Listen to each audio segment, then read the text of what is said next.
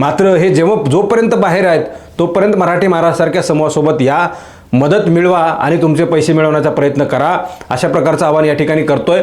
भारतीय शिक्षण प्रसारक संस्थेने इतके काही कुटाणे केलेले आहेत की येणाऱ्या काळामध्ये त्यांची मान्यता रद्द होऊ शकते, त्यांचे जे काही अनुदान आहे ते सुद्धा रद्द होऊ शकतं, मग ना नोकऱ्या असतील ना तुमचे पैसे मिळतील। त्यामुळे करोडपती झालेले आहेत आणखी काही लोक आहेत हे तुमच्या पैशावर करोडपती झालेले आहेत। तुम्ही मात्र आस लावून बसलेला आहे की उद्या मला नोकरी मिळेल, आज मला नोकरी मिळेल, मात्र तसं काहीही होणार नाही। जोपर्यंत ही सगळी मंडळी बाहेर आहे तोपर्यंत तुमचे पैसे मिळू शकतात। जेव्हा हे कधी जेलमध्ये जातील तेव्हा मात्र तुमचे पैसे मिळणार नाहीत, तुम्हाला असंच हातावर हात धरून बसावं लागेल। भारतीय शिक्षण प्रसारक संस्थेनं लातूरमध्ये एक MIDCची इमारत ताब्यात घेतली, त्याचे जवळजवळ 6 कोटी रुपये हे थकीत आहेत, आज तागायत त्यांनी ते भरलेच नाहीत। मात्र नितीन शेटे सुद्धा हे पत्र देऊन नामानिराळे होत आहेत का असा सवाल या निमित्तानं उपस्थित होत आहेत। कालच्या गायकवाडची जी काही मी इंटरव्ह्यू केली त्या इंटरव्ह्यूमध्ये गायकवाडांनी नितीन शेटे आणि चंद्रकांत मुळे या दोघांचा उल्लेख केलेला होता। म्हणजे नितीन शेटे यांनी त्यांचा हिस्सा घेऊन ते नामानिराळे झालेत का? नमस्कार दर्शक, मराठी महाराष्ट्रामध्ये आपल्या सगळ्यांचं स्वागत आहे, मी संग्राम। भारतीय शिक्षण प्रसारक संस्था अंबाजोगाई ही शैक्षणिक संस्था आहे, कधी काळी खूप नावाजलेली आणि खूप दर्जेदार संस्था होती। कालांतरानं या संस्थेला कीड लागली, ती म्हणजे दलालांची कीड। या भारतीय शिक्षण प्रसारक संस्थेच्या अंतर्गत जवळजवळ 42 शाखा आहेत, म्हणजे पैठण ते धर्माबादपर्यंत हे सगळं शिक्षणाचं जाळं या भारतीय शिक्षण प्रसारक संस्थेनं पसरवलेलं आहे। मी सांगितल्याप्रमाणे या संस्थेला दलालांची कीड लागली, पैसे कमवायचं रक्त इथल्या सचिवांच्या कार्यवाहांच्या तोंडाला लागलं आणि संगनमतानं संघटित पद्धतीनं लोकांना कशा प्रकारे नियुक्त्या देता येतील, 2012 नंतर कशा प्रकारच्या नियुक्त्या देता येतील, त्यांच्याकडून कसे पैसे उकळता येतील यासाठीचे पुरेपूर प्रयत्न तेव्हापासून आज तागायत हे सुरूच आहेत। तेव्हाचे कार्यवाह त्यांनी लातूरमध्ये कशा प्रकारचं हे सगळं प्रकार केलेलं आहे जगजाहीर आहे। त्यांना का तिथून बदलून जावं लागलं, दुसरे कार्यवाह नेमले, तिसरे नेमले, चौथे नेमले, म्हणजे त्या पदावर बसल्यानंतर कुठेतरी पैसे कमवायची ही माणसाला स्वप्न पडतात आणि ते स्वप्न पूर्ण करण्यासाठी संस्थेची जी काही चौकट आहे, जी काही आबरू आहे, ही सगळी वेशीला टांगली जाते। ह्या सगळ्या गोष्टी त्या ठिकाणी झालेल्या आहेत। एक पत्र माझ्याकडं आहे, विनायकराव कुलकर्णी यांचं पत्र आहे आणि या पत्राद्वारे त्यांनी काही गोष्टी सांगितलेल्या आहेत। हे पत्र कुणाला लिहिलं आहे? विभागीय आयुक्त, SIT पथक प्रमुख मनोज शर्मा, पोलीस महानिरीक्षक हरुण आतार, महासंचालक, शिक्षण संचालक, माध्यमिक प्राथमिक शिक्षण उपसंचालक, विभागीय शिक्षण उपसंचालक कार्यालय छत्रपती संभाजीनगर आणि लातूर, शिक्षणाधिकारी माध्यमिक प्राथमिक जिल्हा परिषद कार्यालय बीड, लातूर, नांदेड, परभणी, छत्रपती संभाजीनगर, जालना। विद्यमान अध्यक्ष कार्यवाह यांनी कर्मचाऱ्यांची संस्थेची व शासनाची फसवणूक करून नियुक्त्या मागील दिनांकात दाखवून खोट्या नियमबाह्य भ्रष्ट व बेकायदेशीररित्या दिलेल्या नियुक्तीबाबत हे पत्र आहे। हे पत्र तुम्हाला त्या ठिकाणी पाहायला मिळत असेल, तुम्हाला स्क्रीनवर सुद्धा दाखवतो आणि कशा प्रकारचं हे पत्र आहे हे तुम्हाला वाचून सुद्धा दाखवतो।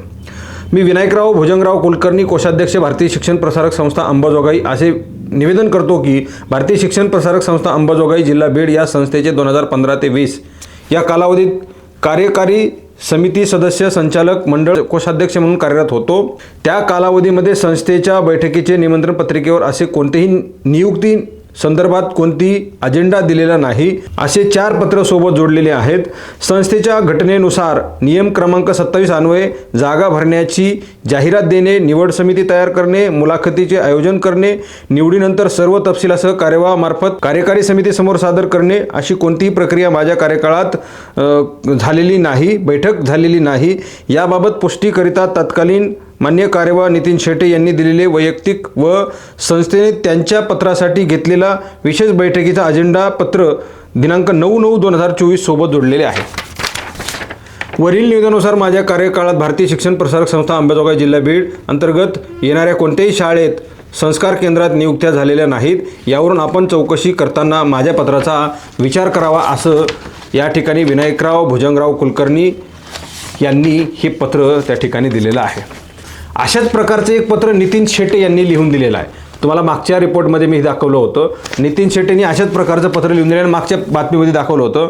मात्र नितीन शेटेसुद्धा हे पत्र देऊन नामानिराळे होत आहेत का असा सवाल या निमित्तानं उपस्थित होत आहेत. कालच्या गायकवाडची जी काही मी इंटरव्ह्यू केली त्या इंटरव्ह्यूमध्ये गायकवाडांनी नितीन शेटे आणि चंद्रकांत मुळे या दोघांचा उल्लेख केलेला होता. म्हणजे नितीन शेटे यांनी त्यांचा हिस्सा घेऊन ते नामानिराळे झालेत का असं या ठिकाणी प्रश्न या ठिकाणी निर्माण होतो. चंद्रकांत मुळे त्यांचा हिस्सा देऊन नामानिराळे झालेत का, संस्थेचे तत्कालीन कार्यवाह म्हणजे हे सगळे आपले आपले पैसे घेऊन डेरा टाकून संपत्ती मिळून बसलेले आहेत का असे सवाल उपस्थित होत आहेत. चंद्रकांत मुळे मान्य आशील यांची प्रॉपर्टी मराठी महाराष्ट्रानं अनेक वेळा दाखवून येणाऱ्या काळामध्ये दाखवली जाईल. किरण देशपांडे सुद्धा स्पष्ट सांगितलं, पुराव्यासहित सांगितलं, कुठं स्टोन क्रेशर सुरू आहे, कुठं पेट्रोल पंप आहे, शिरस दिवेला काय आहे, कुठं जिल्ह्यामध्ये माजलगावला काय आहे, तालुक्यामध्ये काय आहे, वेगवेगळ्या ठिकाणी लाखो करोडो रुपयांची प्रॉपर्टी ही चंद्रकांत मुळेंची आहे. आणि याच माध्यमातून ती प्रॉपर्टी आली असं म्हणायला फार मोठा वाव मिळतो. हे सगळे कागदपत्र जे आहेत ते माझ्याकडे आहे. भारतीय शिक्षण प्रसारक संस्थेनं चंद्रकांत मुळे, नितीन शेटे आणि तमाम लोकांच्या माध्यमातून स्वतःही पैसे कमवले आहेत, त्यांनाही पैसे कमवून दिलेत असं म्हणायला काहीच हरकत नाही. 2021ची एक नोटीस या ठिकाणी मी तुम्हाला वाचून दाखवतो. भारतीय शिक्षण प्रसारक संस्थेनं लातूरमध्ये एक MIDCची इमारत ताब्यात घेतली. त्याचे जवळजवळ 6 कोटी रुपये हे थकीत आहेत. आज तागायत त्यांनी ते भरलेच नाहीत. 2021ला महाराष्ट्र औद्योगिक विकास महामंडळ यांनी हे पत्र लिहिलेलं आहे. प्रादेशिक अधिकारी महाराष्ट्र औद्योगिक विकास महामंडळ लातूर यांनी हे पत्र लिहिलं आहे. काय पत्र लिहिलं आहे तुम्हाला मी वाचून दाखवतो. 10/7/2021ला हे पत्र लिहिलेलं आहे. नितीन विजयकुमार शेटे यांना हे पत्र लिहिलेलं आहे. आणि विषय असा आहे की लातूर औद्योगिक क्षेत्रातील माहिती तंत्रज्ञान इमारतीसह भूखंड वाटप करण्याबाबत. उपरोक्त विषयी आपण लातूर औद्योगिक क्षेत्रातील माहिती तंत्रज्ञान इमारतीसह भूखंड वाटप करण्याबाबत विनंती केलेली होती. त्यानुसार सदर प्रस्ताव मंजुरीस्तव मुख्यालयात सादर केलेला असता संस्थेकडून भाड्याची पूर्ण रक्कम वसूल करण्यात यावी, परंतु सदरहून रकमेवर येणाऱ्या विलंब शुल्काची रक्कम माफ करण्यास मंजुरी देण्यास येत आहे असे निर्देश प्राप्त झाले आहेत. त्यानुसार मार्च 2021 पर्यंत भाड्याची थकीत रक्कम एकूण 4,90,12,674 ऑनलाईनद्वारे कार्यालयास जमा करण्यात यावी असे आपणास संदर्भीय पत्रान्वये कळवण्यात आलेले आहे. तसेच सदर थकबाकीमध्ये दरमहा 7,86,720 व GST शुल्क 1,41,610 अशी एकूण रक्कम 9,28,330 ची वाढ होत आहे. परंतु उपरोक्त थकीत रकमेचा भरणा अद्याप या कार्यालयास केलेला नाही. तरी आपणाकडे थकीत असलेल्या रकमेचा भरणा त्वरित या कार्यालयास करण्यात यावा, अन्यथा महामंडळाचे नियमानुसार भूखंड परत घेण्याची पुढील कारवाई करण्यात येईल याची कृपया नोंद घेण्यात यावी ही नम्र विनंती. प्रादेशिक अधिकारी महाराष्ट्र औद्योगिक विकास महामंडळ लातूर यांनी हे 10/7/2021ला हे भारतीय शिक्षण प्रसारक संस्थाचे तेव्हाचे तिथले शेटे यांच्याकडे हे पत्र लिहिलेलं होतं. तेव्हा जवळजवळ 4 कोटी या संस्थेकडं भाडं थकीत होतं आणि आज तर काय ते भरलेलं नाही. 21ला 4 होतं, मंथली 9 लाख रुपये. अर्थात अजून त्याची जी आहे ती रक्कम या ठिकाणी वाढली. जवळजवळ मला असं वाटतं की 7-8 कोटी रुपये जी आहे ती रक्कम त्यांची झाली असेल. आता ही रक्कम जी आहे ती त्यांनी भरली का नाही ही माहिती आपल्याला मिळेल. मात्र या संस्थेकडून कशा प्रकारची शासनाची सुद्धा फसवणूक केली जाते, शासनाचा सुद्धा कशा प्रकारचा कर बुडवला जातोय, शासनाचे भाडे बुडवले जात आहेत आणि शासनाचे भाडे 1,000, 5,000, 10 लाख 2 लाख नाही आहे, कोट्यावधी रुपयांचं भाडं 4,90,00,000 हे जे भाडं आहे हे भारतीय शिक्षण प्रसारक संस्थेनं बुडवलेलं आहे, थकवलेलं आहे, अद्याप भरलेलं नाही. नोटिसांवर नोटिसा दिल्या जात आहेत मात्र भरलेलं नाही. मी जेव्हा माहिती घेण्याचा प्रयत्न केला तेव्हा या नोटीसच्या मिळाल्याच्या नंतर मागच्या वर्षात कुणीतरी मुख्यमंत्र्यांकडे एक अर्ज केला आणि त्या अर्जामध्ये 95 वर्षाच्या करारासाठी विनामोबदला ही इमारत आम्हाला वापरण्यास देण्यात यावी अशा प्रकारची मागणी त्यामधून करण्यात आलेली आहे अशी माहिती मिळाली. येणाऱ्या काळामध्ये ते जी काही अर्ज आहे, ही काही पुढची नोटीस आहे औद्योगिक क्षेत्राची, महाराष्ट्र औद्योगिक विकास महामंडळाची जी संस्थेला भारतीय शिक्षण प्रसारक संस्थेला जी नोटीस दिलेली ती येणाऱ्या काळामध्ये आपल्याकडे येईल, ती तुम्हाला सांगेल सुद्धा. मात्र एकीकडे 4-4, 5-5 कोटी रुपये त्या ठिकाणी तुम्ही थकवायचे, भाडे थकवायचे आणि नंतर विनामोबदला ती इमारत आम्हाला वापरायला द्या असं म्हणायचं. म्हणजे थोडक्यात थेट भाडं माफ करा असं म्हणता येऊ नये, म्हणजे आम्हाला ती इमारत वापरायला द्यावी. मागचं जे थकीत बिल आहे, जे काही रक्कम आहे, जे काही भाडं आहे ते रद्द करण्यात यावं, माफ करण्यात यावं, पुन्हा मोबदल्यासाठी मोबदल्यात 95 वर्षासाठी जी इमारत जी आहे ती आम्हाला वापरण्यात देण्यात यावी, अशा प्रकारची मागणी त्या ठिकाणी केलेली आहे. म्हणजे भारतीय शिक्षण प्रसारक संस्था फक्त लोकांकडूनच पैसे घेत नाही, तर शासनाची सुद्धा बुडवणूक करते, लूट करत आहे. कोट्यवधी रुपयांचं भाडं या भारतीय शिक्षण प्रसारक संस्थेनं थकवलेलं आहे. असंच एक पत्र जे आहे ते माझ्याकडं नितीनचंद्र माणिकचंद्र कोटेचा यांनी हे पत्र लिहिलेलं आहे. सेम पत्र जे आहे ते इकडं कुलकर्णी यांनी जे काही लिहिलेलं होतं, आणि त्यांनी या पत्रामध्ये नितीनचंद्र कोटेचा यांनी पत्रामध्ये लिहिलं आहे की मी नितीनचंद्र कोटेचा, उपाध्यक्ष भारतीय शिक्षण प्रसारक संस्था अंबाजोगाई येथे निवेदन करतो की भारतीय शिक्षण प्रसारक संस्था अंबाजोगाई जिल्हा बीड संस्थेचे 2015 ते 2020 या कालावधीत कार्यकारी समिती सदस्य, संचालक मंडळ उपाध्यक्ष म्हणून कार्यरत होतो. त्या कालावधीत संस्थेच्या बैठकीचे निमंत्रण पत्रिकेवर असे कोणतेही नियुक्ती संदर्भात कोणती अजेंडा केलेला नाही, असे 4 पत्र सोबत जोडलेले आहेत. संस्थेच्या घटनेनुसार नियम क्रमांक 27 अन्वये जागा भरण्याची जाहिरात देणे, निवड समिती तयार करणे, मुलाखतीचे आयोजन करणे, निवडीनंतर सर्व तपशिलासह कार्यवाहामार्फत कार्यकारी समितीसमोर सादर करणे अशी कोणतीही प्रक्रिया माझ्या कार्यकाळात बैठकीत झालेली नाही. याबाबत पुष्टीकरिता तत्कालीन मान्य कार्यवाहक नितीन शेटे यांनी दिलेले वैयक्तिक पत्र व संस्थेच्या त्यांच्या पत्रासाठी घेतलेला विशेष बैठकीचा अजेंडा पत्र दिनांक 9/9/2024 सोबत जोडलेला आहे. म्हणजे 3 जणांनी हे पत्र लिहिलं. अशाच प्रकारचं एक पत्र मस्के यांनी सुद्धा लिहिलेलं आहे. पंजाबराव साहेबराव मस्के यांनी सुद्धा त्या ठिकाणी लिहिलेलं आहे. विनायकराव भुजंगराव कुलकर्णी, नितीनचंद्र कोटेचा आणि मस्के, जे काही पंजाबराव मस्के आहेत, या सगळ्यांनी पत्र लिहून दिले की आमच्या कार्यकाळामध्ये या नियुक्त्या झालेल्या नाहीत. कालच्या 2023-24ला अनेक शिक्षकांच्या नियुक्त्या या संस्थेनं कुणाच्या मार्फत, कुठल्या जाहिरातीच्या मार्फत, कुठल्या बैठकीच्या मार्फत, कुठल्या निवड समितीच्या मार्फत, कुठल्या कार्यवाहाच्या मार्फत, कुठल्याच्या सहीनं या नियुक्त्या केल्या, याचा सवाल या मराठी महाराष्ट्राच्या माध्यमातून मी विचारतोय आणि अनेक तक्रारदारांनी विचारलं. हे तक्रारदार जे काय आहेत, मग मधुकर कुलकर्णी असतील, किरण देशपांडे असतील, या सगळ्यांनी शिक्षण संचालक, उपसंचालक यांच्याकडे भले 6 नाव आहेत, यांच्याकडे SIT प्रमुख असतील, SIT समितीमध्ये जे काही पोलीस महानिरीक्षक शर्मा असतील, हरुण आतार असतील, महासंचालक, या सगळ्यांकडे जे आहे ते तक्रारी केलेल्या आहेत, तरीसुद्धा कुठल्याही प्रकारची कारवाई होत नाही. मराठी महाराष्ट्र पहिल्यापासून सवाल करत आहे. बाकीच्या सर्व लोकांवर कारवाई झाल्या, बीडच्या लोकांवर का कारवाई होत नाही? बीडचं नाव आणखी उज्ज्वल करायचं आहे का, असा सवाल उपस्थित होतो. आणि या सगळ्यांच्या तक्रारी संचालक, उपसंचालकांकडे करून सुद्धा कुठल्याही प्रकारची काहीही कारवाई केली जात नाही. याचा अर्थ असा समजायचा का की बीडचा दलाल आणि शिक्षण उपसंचालकांचा दलाल हे एकच आहेत? शिक्षण उपसंचालक कार्यालयामधले जे काही दलाल आहेत ते यांच्याशी मिळून SIT मॅनेज करतायत. जसे मी मराठी महाराष्ट्राच्या माध्यमातून बातमी केली होती की SITला मॅनेज करण्यासाठी 70 75 हजार शिक्षकांकडून घेतले आणि ते पैसे घेतलेत आणि उपसंचालक कार्यालयाला दिलेले. तिथला दलाल पैसे घेऊन कुठल्याही प्रकारची कारवाई करणार नाही असं निश्चित झालंय. याचाच आधार घेऊन त्यांनी ह्या नियुक्त्या दिलेल्या आहेत. हे पत्र 2015 ते 20च्या काळामध्ये हे तिघजण या ठिकाणी संस्थेचे कार्यवाह आणि तत्कालीन उपाध्यक्ष, कोषाध्यक्ष होते. त्यांनी आमच्या कार्यकाळामध्ये अशा कुठल्याही प्रकारच्या नियुक्त्या झालेल्या नाहीत असं कचकचित लिहून दिलेलं असताना सुद्धा संचालक, उपसंचालक आणि यांना कारवाई करायला नेमकं काय जातं? कारवाई करण्यासाठी काय नेमकी कुणाची परवानगी लागते, काय पुरावे लागतात? लेखी पुरावे असताना सुद्धा आणि भरती प्रक्रिया बंद असताना सुद्धा नियुक्त्या दिल्या. ह्या कोणाच्या सहीनं दिल्या, कशा दिल्या, कुठल्या कार्यवाहांच्या सहीनं दिल्या, कुठल्या शिक्षण अधिकाऱ्यांच्या सहीनं दिल्या, काय त्यांच्याकडे नियुक्ती ऑर्डर्स आहेत, कुठल्या पेपरमध्ये जाहिरात आलेली होती, हे सगळं विचारायचं काम इकडे SIT प्रमुखांचं आहे, शिक्षण उपसंचालकांचं आहे, संचालकांचं आहे, शिक्षण मंत्र्यांचं सुद्धा आहे. या सगळ्या गोष्टी होत असताना हे कारवाई करणारे, ज्यांच्याकडे कारवाई करण्याचे आदेश दिलेले आहेत कोर्टाने, हे हातावर हात धरून का बसतायत? शिक्षण उपसंचालक हातावर हात धरून का बसतायत? इथं SIT प्रमुख आहेत, इकडं विभागीय आयुक्त आहेत, इकडं मनोज शर्मा आहेत, इकडं हरुण आताराय संचालक आहेत.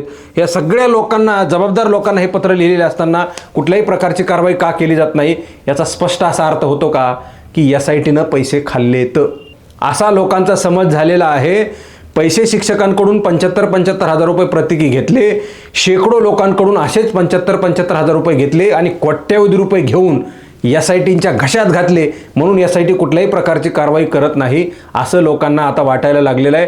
त्यामुळे संचालक, उपसंचालक जे कोणी तिथं बसलेले आहेत, प्रकाश मुकुंद यांच्या नावाचा फार मोठा बोलबाला आहे. मागच्या काळामध्ये नागनाथ शिंदेने सुद्धा प्रकाश मुकुंदांचा फार मोठा गाजावाजा केला होता. त्यांना इतके पैसे द्यावे लागते, त्यांना इतके पैसे द्यावे लागतात. प्रकाश मुकुंदजी पैसे घेऊन सगळ्या गोष्टी करतायत का? एकदा महाराष्ट्राला सांगा, अन्यथा कारवाई करा. तुमच्यावर जो डाग आहे पैसे घेतल्याचा, लाच घेतल्याचा, तो एकदाचा पुसून टाका आणि कारवाई करा. अशा प्रकारची मागणी इथल्या RTI कार्यकर्त्यांकडून केली जाते. शैक्षणिक क्षेत्र हे पवित्र राहावं अशा समाजसेवक लोकांची जी आहे ती मागणी तुमच्याकडे आहे. त्यामुळे तुम्ही कारवाई कराल अशा प्रकारची अपेक्षा आहे. आणि भारतीय शिक्षण प्रसारक संस्थेच्या संस्थांमध्ये, शाखांमध्ये ज्यांना ज्यांना नोकऱ्या करायच्या आहेत त्यासाठी त्यांनी पैसे दिलेले आहेत, त्यांच्यासाठी खास आव्हान आहे, महत्त्वपूर्ण आव्हान आहे. कान देऊन नीट ऐका. मराठी महाराष्ट्रानं 4 दिवसापूर्वी गायकवाड नावाच्या एका शिक्षकाचा इंटरव्ह्यू केला होता. त्याचे 12 लाख रुपये संस्थेनं मुळे आणि शेटे यांनी घेतलेले होते. त्यानंतर तासभरामध्ये संस्थेचा एक प्रायव्हेट माणूस तिकडं गायकवाडांना भेटला. संपूर्ण व्याजासह पैसे द्यायचं ठरलेलं आहे. अर्धी रक्कम ही टोकन तत्वावर गायकवाडांना दिली असल्याची प्राथमिक माहिती एका खात्रीलायक सूत्रानं दिली आहे. सगळ्या लोकांना जर पैसे हवे असतील तर आजच आमच्याशी संपर्क साधा. मराठी महाराष्ट्र स्क्रीनवर तुम्हाला नंबर दिसेल. तुम्हाला आमच्याकडे यायचं नसेल तर तुम्ही पोलिसात तक्रार करा आणि तुमचे पैसे काढून घ्या असं आमचं स्पष्ट म्हणणं आहे. मराठी महाराष्ट्र माध्यमातून पुन्हा एक महत्त्वपूर्ण आवाहन करतो. भारतीय शिक्षण प्रसारक संस्थेनं इतके काळे बाजार केलेले आहेत, इतकी लूटमार केलेली आहे. मी तुम्हाला एक उदाहरण या ठिकाणी सांगितलेलं आहे. अनेक संस्थांच्या शाखांच्या अंतर्गत शासनाकडून जमिनी घेतलेल्या आहेत, त्या स्वार्थासाठी वापरल्या आहेत, त्याच्यावर काहीही केलेलं नाही आहे. भाडे तत्वावर घेतलेल्या आहेत, त्या जमिनी स्वतःसाठी वापरल्या जात आहेत. मुळेंसारखे लोक करोडपती झालेले आहेत, शेटेंसारखे लोक करोडपती झालेले आहेत. आणखी काही लोक आहेत हे तुमच्या पैशावर करोडपती झालेले आहेत. तुम्ही मात्र आस लावून बसलेला आहे की उद्या मला नोकरी मिळेल, आज मला नोकरी मिळेल. मात्र तसं काहीही होणार नाही. जोपर्यंत ही सगळी मंडळी बाहेर आहे तोपर्यंत तुमचे पैसे मिळू शकतात. जेव्हा हे कधी जेलमध्ये जातील तेव्हा मात्र तुमचे पैसे मिळणार नाहीत. तुम्हाला असंच हातावर हात धरून बसावं लागेल, न्यायालयामध्ये जावं लागेल, न्यायालयामध्ये तुम्हाला खेटे घालावे लागतील. तेव्हा कुठेतरी 10-15 वर्षांनी, 20 वर्षांनी, 40 वर्षांनी तुमचे पैसे मिळतील अशी अपेक्षा या ठिकाणी व्यक्त करणं जरा जड अंतकरणानं वाटतं. मात्र हे जोपर्यंत बाहेर आहेत तोपर्यंत मराठी महाराष्ट्रासारख्या समूहासोबत या, मदत मिळवा आणि तुमचे पैसे मिळवण्याचा प्रयत्न करा अशा प्रकारचं आवाहन या ठिकाणी करतोय. भारतीय शिक्षण प्रसारक संस्थेने इतके काही कुटाणे केलेले आहेत की येणाऱ्या काळामध्ये त्यांची मान्यता रद्द होऊ शकते. त्यांचे जे काही अनुदान आहे ते सुद्धा रद्द होऊ शकतं. मग ना नोकऱ्या असतील ना तुमचे पैसे मिळतील. त्यामुळे मराठी महाराष्ट्राच्या माध्यमातून ज्यांनी कुणी पैसे दिले असतील, ज्यांना तुम्हाला नोकरीला घेतो म्हणून तिथं लावलं असेल, ज्यांना नोकरीला घेतलं असेल त्यांच्याही नोकऱ्या जाणार आहेत असं म्हणणं सुद्धा चुकीचं ठरणार नाही. कारण कारवाईची तलवार ही सगळ्यांवर टांगती आहे. जरी SIT प्रमुख जरी मॅनेज झाले तरी न्यायालय कुठेही थांबणार नाही. न्यायालयाकडून अशा भ्रष्ट लोकांवर कारवाई होत असते.